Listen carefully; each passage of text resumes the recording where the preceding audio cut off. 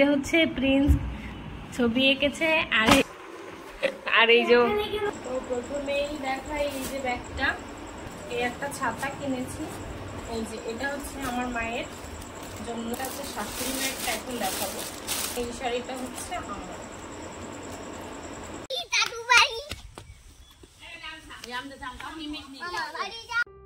Hello viewers, আমি পূজা। আমার আরও একটি নতুন ভিডিওতে সবাইকে অনেক স্বাগত, অনেক ভালোবাসা।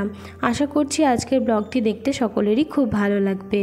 আর তোমরা সবাই কেমন আছো সেটা কিন্তু অবশ্যই কমেন্টে জানিও। আর আমি বেশ ভালোই আছি। এই সকালবেলায় এখন পুজো দিতে বসেছি। এখন বাজে সকাল 8টা। সকালের সমস্ত কাজকর্ম আমি করে নিয়েছি আর আজকের ব্লগটা এখান থেকেই শুরু করছি।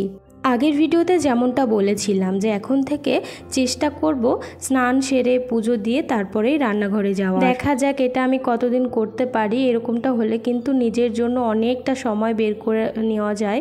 সকাল সকাল সব কাজকর্ম করে স্নান সেরে পুজো দিয়ে তারপর রান্না করলে দেখবে ভাববে, মানে পুজো দেওয়া হয়ে গেলে মনে হয় যেন অনেক কাজ হয়ে গেছে, সব কাজ হয়ে গেছে। আর পুজো দেওয়া না হলে সারাক্ষণ যেন মনের মধ্যে ঘুরতে থাকে যে কখন স্নান করব, কখন পুজো দেব। এমনটা আমার সাথে হয়। তবে তোমরা কিভাবে কি করো অবশ্যই আমাকে কমেন্টে জানিও। পুজো দেওয়ার পর যখন নিচে আমি গিয়ে ভাতটা বসিয়েছি সবে, তো তারপরে আমার জেঠি শাশুড়ি আসলো। জেঠি শাশুড়ি এসে বলল যে এরকম দিদির বাড়িতে যেতে হবে, মানে আমার জ্যাঠা শ্বশুরের মেয়ের বাড়ি। তো সেখানে হচ্ছে দিদির বাড়িতে ছাদ ঢালাই দিচ্ছে, তবে নিজেরাই একটু খাওয়া দাওয়ার আয়োজন করা হয়েছে, সেখানেই যাওয়ার কথা বলছিল। এদিকে মা তো সকাল 7:30টায় স্কুলে চলে গেছে, তাই আমি বললাম যে মা আসুক তারপরে বলছি। আর এদিকে কুষাণকে বলে গেছে যে পিয়াংশু দাদাদের বাড়িতে যাবে। দিদির ছেলের নাম হচ্ছে পিয়াংশু। তো কুষাণও বায়না করছে যে যাবে, ও উঠে গেছে ঘুম থেকে।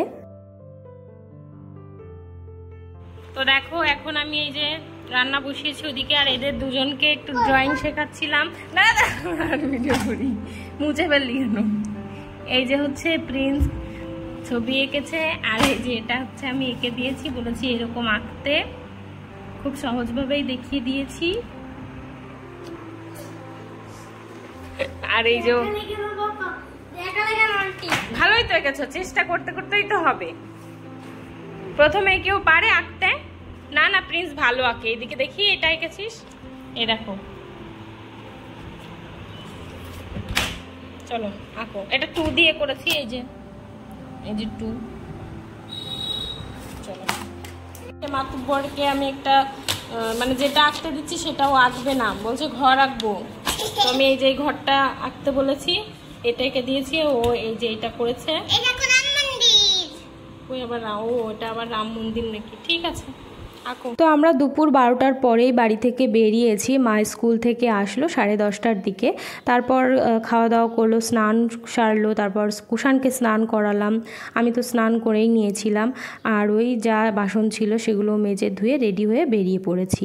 তো দিদি বাড়িতে চলে এসেছি, এসে একটু বসলাম, তারপর চেঞ্জ করলাম। চেঞ্জ করার পরে যে সামনে একটু এসে দাঁড়িয়েছি, প্রচণ্ড গরম পড়েছে আজকে। চলো, জেঠি আর কি কি নিয়ে এসেছে। আমরা রাস্তার এপারে বসে আছি, আর ঋষির মুখে কি লেগে? ঋষি ক্যাডবেরি লেগে। আগে একটু জল খাইয়ে নি। তো এই যে দেখো আমার দাদাবাবু, এই যে একটা প্রিয় দাদাবাবু, সেই বিয়ের আগের থেকে আমার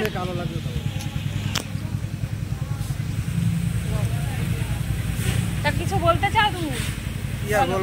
এই যে এই দিদির বাড়ি এসেছি, এইটুকুই বলছি, জীবনে সাকসেস হও। আর এই দেখো এই যে আমার যা পেছনে রিলস বানাচ্ছে,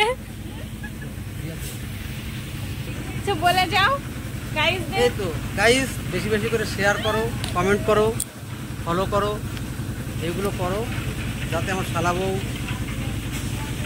বউ যাতে সাকসেস হয়। আবার দেখা হবে তাড়াতাড়ি, খুব তাড়াতাড়ি দেখা হবে। দেখো কুষাণ এখানে এই যে এর সাথে খেলা করছিল, যেতেই চাইছে না। চলো বাড়ি যাবো, চলো। তোদের বাড়ি কি আমি চিনি?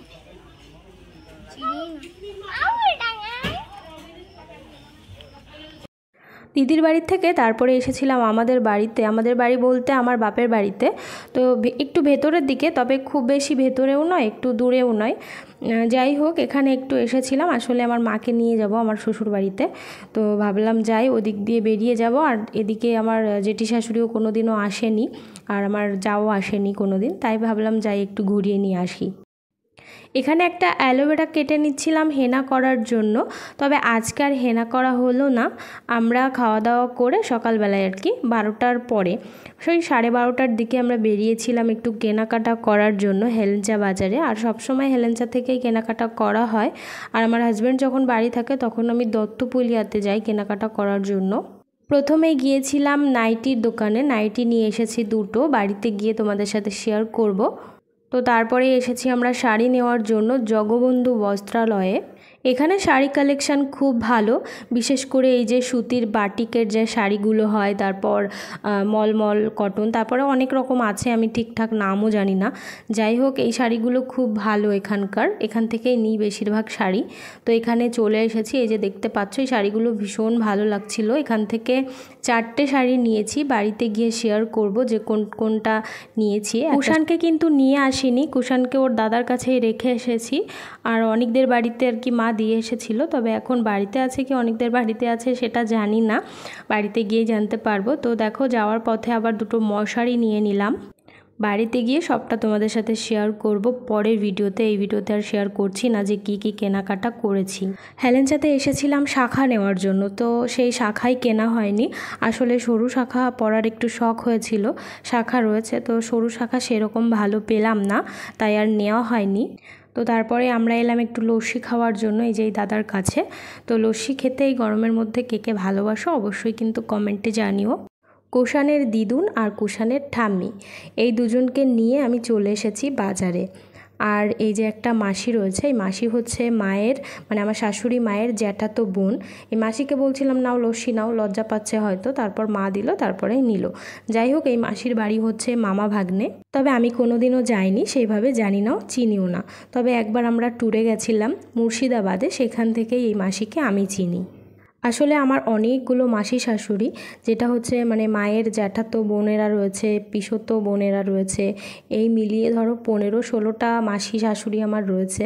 তো এরকম অনেকেই আমাকে চেনে, অনেকেই চেনে না। লস্যি খেয়ে চলে এলাম আমরা মিউমোড়ে, এখান থেকে কুষাণের জন্য দুটো পেস্টি ম্যাঙ্গো ফ্লেভারের কেক নিয়ে নিলাম। এবারে 10 টাকা ভাড়া দিয়ে চলে যাব বানেশ্বরপুরে টোটোতে করে। বানেশ্বরপুর থেকে আউলডাঙ্গা যেতেও 10 টাকা ভাড়া নেয় টোটোতে। যাই হোক, কী কী কেনাকাটা করেছি সেটা দেখার জন্য একটু ওয়েট করতে হবে, আমি পরের ভিডিওতে শেয়ার করব। আসলে এই ব্লগটা একটু বড় হয়ে গেছে, মানে আমি কেনাকাটাগুলো শেয়ার করতে গেলে না আরও অনেক বড় হয়ে যাবে, সেই জন্য আর এই ভিডিওতে শেয়ার করছি না। আর দেখো, কুষাণ এই যে এখন কেক খাচ্ছে। তোমাদের এই ভিডিওটা কেমন লাগলো সেটা কিন্তু অবশ্যই কমেন্টে জানিও। নতুন বন্ধুরা চ্যানেলটিকে সাবস্ক্রাইব করে রেখো, আর যারা সাবস্ক্রাইব করেছো তাদেরকে জানাই অসংখ্য ধন্যবাদ। আবারও দেখা হবে, সবাই ভালো থেকো। আর এখানে মানে আজকের ব্লগটা এখানেই শেষ করছি।